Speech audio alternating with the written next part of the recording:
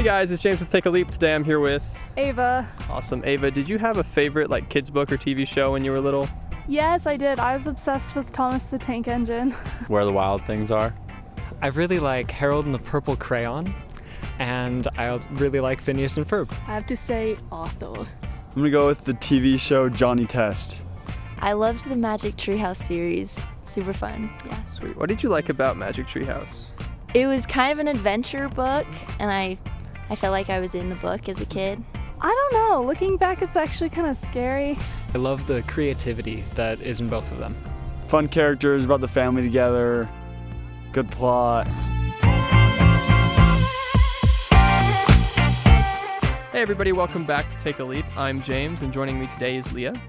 Hello. Hello Lia, how are you doing? I'm good, James. How are you? I'm doing great. I'm excited for today's interview with Amin Aaser, who is the Executive Director of Noor Kids. Thank you so much for joining us, Amin. Do you want to give a little bit of background as to who you are and talk to me a little bit about what Noor Kids is and how you got started with it?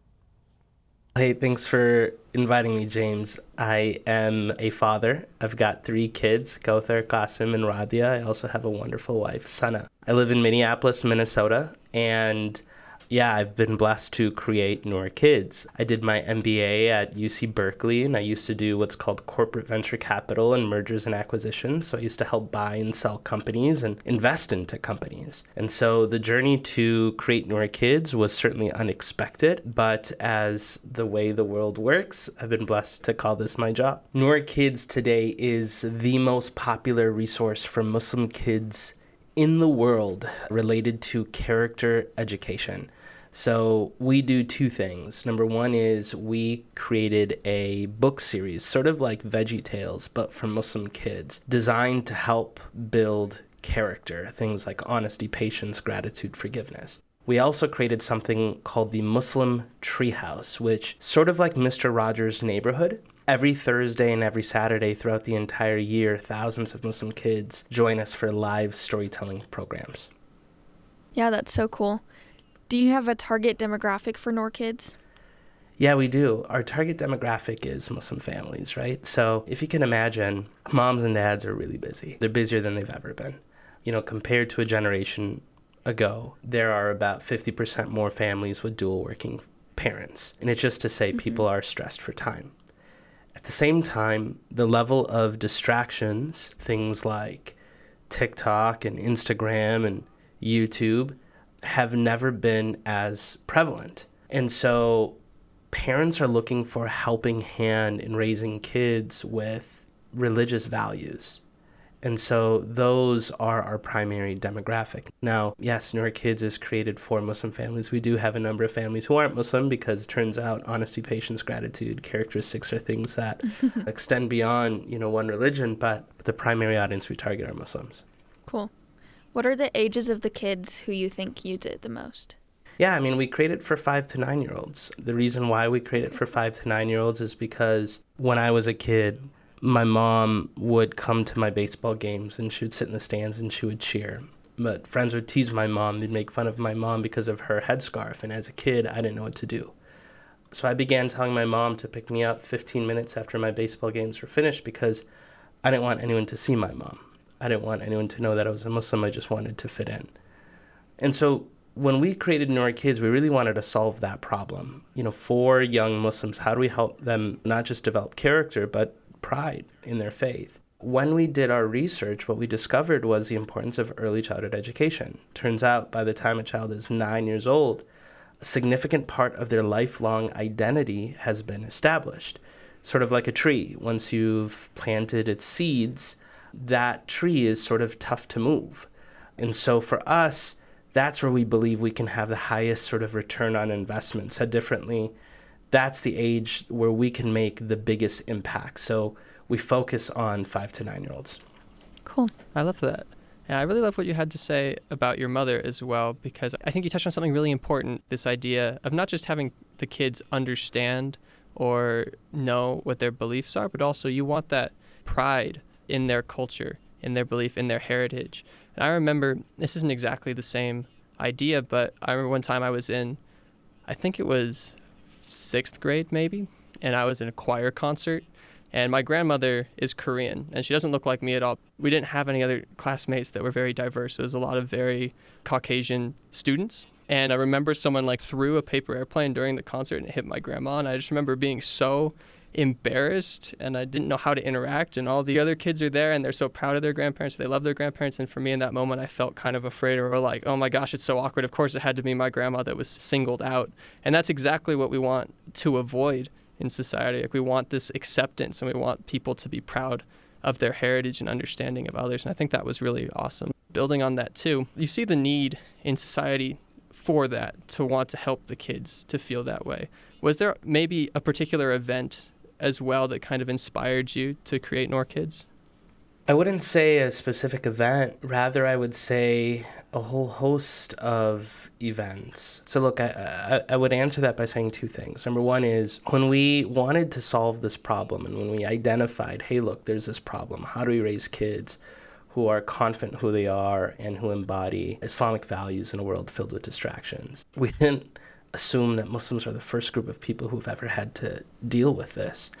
So we started looking at other faith communities. We looked at Jewish kids. There's a really amazing resource called PJ Library, which has existed for many years, where every month Jewish families get a new book delivered in the mail. We discovered that in the Black community, a really great thinker, W.E.B. Du Bois, created something called brownie books in the early 1900s, designed to help Black kids feel proud of who they are and the color of their skin and the fact that they come from a legacy of kings and queens. And it was through this that we gained inspiration to say, hey, how might we take the best of the work that's been done for other communities and apply it into ours? So certainly that played a role. Secondly, there was a lot of things that happened in my personal life to say, hey, look, this is actually what I want to do with my life. So Noor Kids started as a passion project, the same way people might volunteer at their local Sunday school. This was our voluntary effort.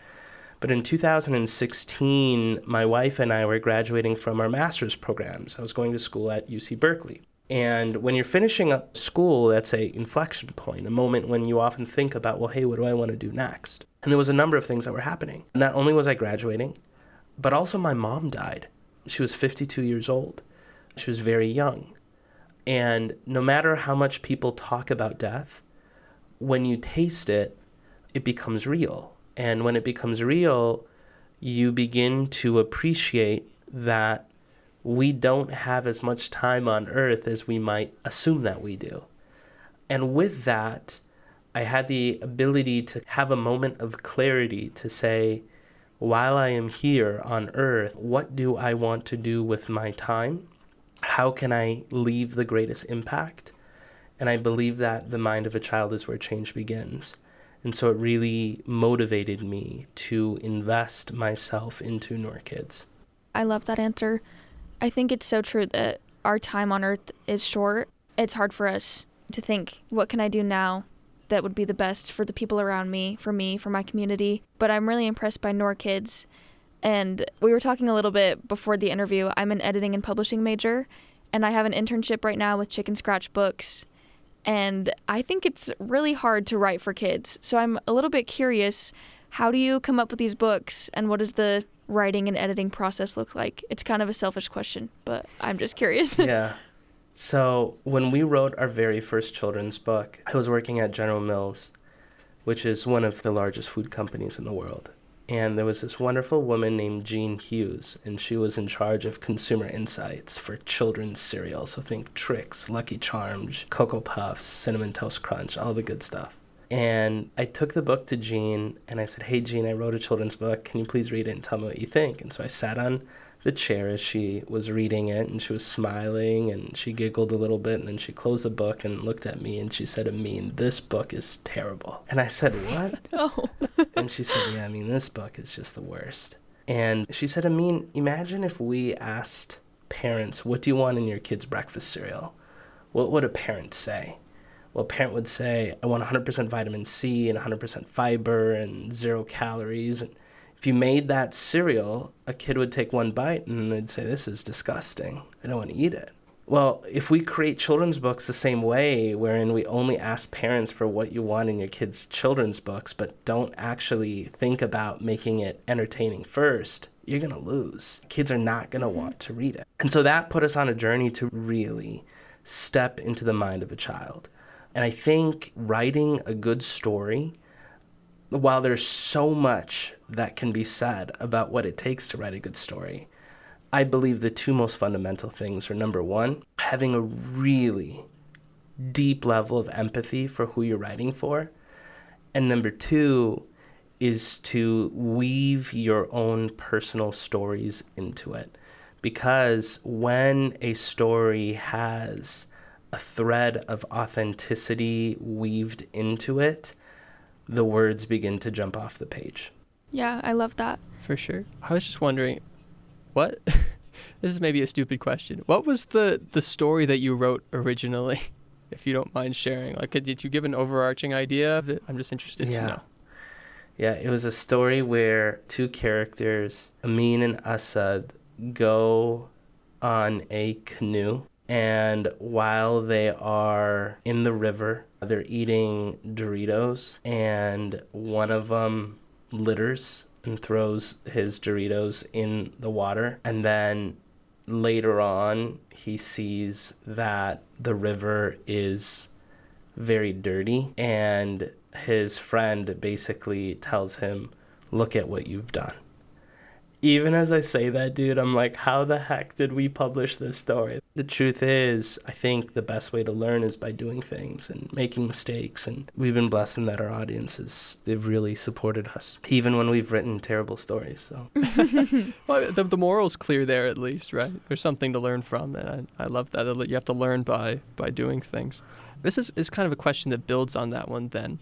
You made the reference to Veggie Tales earlier, right? Like this is meant to be kind of a similar idea, like meant for kids. And with Veggie Tales, from a Christian perspective, right, you see some of the stories are just kind of fun, nonsense stories that have good values in them. But some of them are also stories from the Bible that are being illustrated in a fun, easily accessible way for children. And with Noor Kids, do you have a similar balance where you have stories that are from the faith tradition itself and then some that are inspired to illustrate the principles as well? Yeah, it's a great question. I want to first rephrase slightly. Noor Kids is so much better than Veggie Tales. Okay. I say that. James was so scared for a second. I say that in complete humility, but in serious candor, because, man, I grew up on Veggie Tales. I personally grew up on Veggie Tales, and it's good. But Noor Kids is great. And I really do believe, candidly, I spent a lot of time at Christian bookstores, and when I was a kid, I grew up with Christian books because Muslim books didn't exist. And the world of kids' Christian literature is poor, and it should be improved. And, you know, it's interesting, there's another series called Brave Books, which recently released, and I was looking at their website, and I was like, man, it feels really similar to Noor Kids for Christian kids. And that's great. I'm super happy that Noor Kids has hopefully played a role in maybe planting some seeds to improve the work for kids who believe in God. Having said all that, the question you asked me was, yes, what do we write stories about? So we created a curriculum of 36 themes related to 3 primary subjects: character, citizenship, and beliefs. So let me take a step back and share with you. A lot of times when you talk to a Muslim family, probably no different than a Christian family, and you ask them, well, what do you want your kids to learn? They're going to say, oh, well, I want them to learn, the stories of prophets. I want them to learn, how to pray. Or I want them to learn to build a relationship with the Bible, or for us, the Quran. And the question I ask is, to what end? So what? Like, if your child knows history and can parrot history, or if your child knows verses from the Quran or the Bible, unless they actually apply it, what's the point? And really, I think that's part of the problem. One of the things I often think about is there are a lot of good Muslims meaning people who pray really diligently and have a really strong relationship with the Quran. But they do bad things like lie or cheat or steal. And I think the fundamental issue is, for Muslims at least, when someone asked our Holy Prophet Muhammad, peace and blessings be on him, what's the purpose of religion? At its core, it's about character, right? Learning moral perfection. to forgive even when it's tough to do, to give generously even when you're feeling like a miser, to have gratitude even when times are difficult. I love the categorization of the different themes that you focus on at Noor Kids. That's really cool. I'm curious a little bit in your faith journey, and I want to know how you came from this little kid who was at a baseball game and kind of ashamed of your Muslim identity, and how you shifted it to it's your entire job and something that you're very proud of. I'm curious how you made that transition. Yeah. Well, it wasn't always the case, Leah. Yeah. When I was in high school, I didn't want anyone to know that I was a Muslim, like I mentioned. I would tuck Islam into a little closet and I didn't want to let it out, and it was weird and I was different and it sucked to be Muslim. And when I went to college, things didn't get easier. I remember I studied abroad and I was a junior in college at the time. I was in Thailand. And my brother, Muhammad, who's 3 years older than me, came to visit. And we were walking in this northern city of Thailand, and it was midnight, and there was mountains, and my brother told me to sit down on a curb while we were walking. And I was like, what are you talking about, dude? He's like, sit down. And I was like, okay. And so I sat down. And then my brother looked at me and he said, are you our mother's son? And I said, what? He said, are you our mother's son? Now, the reason why he was telling me that was because he felt like I had drifted so far away from my faith that I had become unrecognizable to him. And I was really blessed to have an older brother like Muhammad. I am blessed because it caused a little bit of an awakening to say, hey, if I am going to be Muslim, I now need to decide. Insofar as, yes, I was born Muslim. And while I was a kid, I sort of went through the motions because my mom and dad told me to. But now as a 20-something-year-old who has all the independence in the world, I actually have to make a decision to say, is this what I believe? Is this who I am? And that prompted me when I came home to begin doing my own work and rediscovering my faith. It led to me reading the Quran for the first time, not from the lens of my parents are telling me to do it, but from do I actually believe this? And critically thinking about faith to say, wait, do I believe in God? Why? Do I believe in a hereafter? Why? Do I believe in prophethood? Why? And that journey led me to rediscovering my faith. And after that, it planted sort of the seed within my heart to create Noor Kids because I almost lost my faith. And many of my peers are still on a journey, and I hope they come back to it.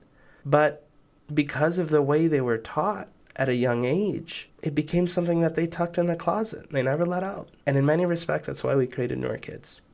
What you were touching on as a young person is something that I think is what we're hoping a lot of people in our audience who are in a similar spot of having to make that choice of evaluating what they were taught as a child, as an adolescent, growing up, where they're now in the world living on their own, having to make decisions and trying to figure out where this background fits in. And I think what you're talking about with Noor Kids, how important it is at that young age to teach and cultivate that so that when you get to that point that you can have that strong faith as a young adult, which is something that we're really passionate about over here, of course, trying to help young adults to recapture their faith, to grow in their faith, and to do great things like what you're doing with your faith. And then even as we continue to grow older and have children, and that's kind of what the next question I wanted to ask was about. When you first started Noor Kids, did you have children yet? No. Okay, and so how has your approach to what you do shifted since having children of your own?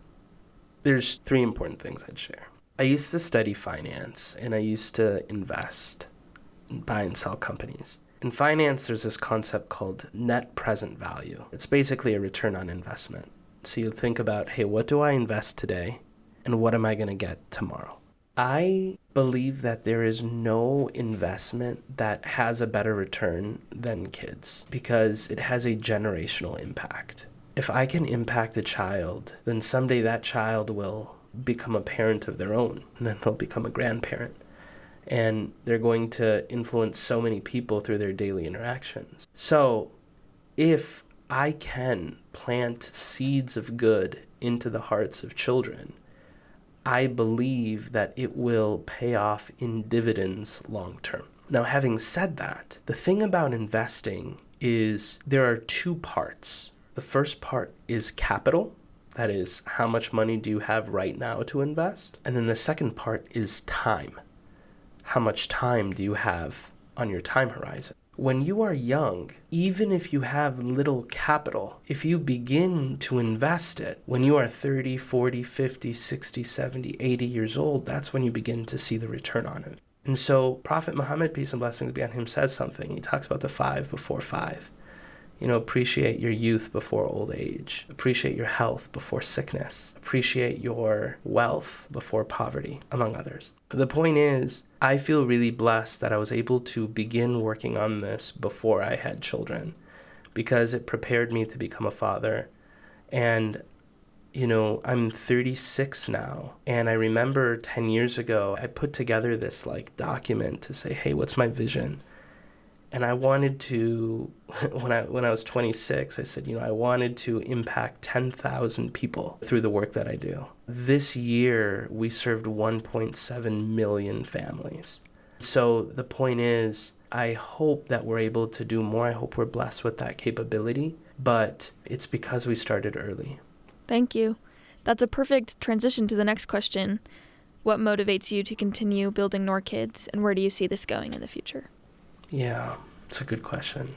What really motivates me is a level of debt that I feel I owe God for the blessings He's given me. I have been so blessed to be born in the United States of America, to have been able to get the schooling that I have had, to have had the wonderful parents that I've been blessed with, to have been afforded the opportunity to work for wonderful companies, to have an incredible wife and kids, an older brother and sister.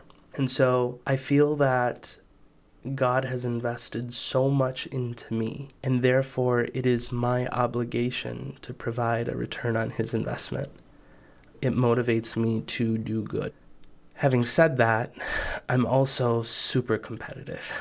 I want to just continue growing, and I want to continue trying to improve and solving the problem that Noor Kids exists for in ways that are 10 times better than we're doing today. Amin, thank you so much for taking the time to talk to us today. I think this has been a great conversation, especially for our Gen Z listeners out there. Shout out. Absolutely. Thank you so much. Cool. Thanks, guys. Hey, check out Noor Kids. You can follow us on YouTube. Our YouTube is really, I think, awesome, and our Instagram as well. Our TikTok is not fire, but you can still smash the subscribe button. Yeah, still follow. Yeah, Might for as well. sure. For sure.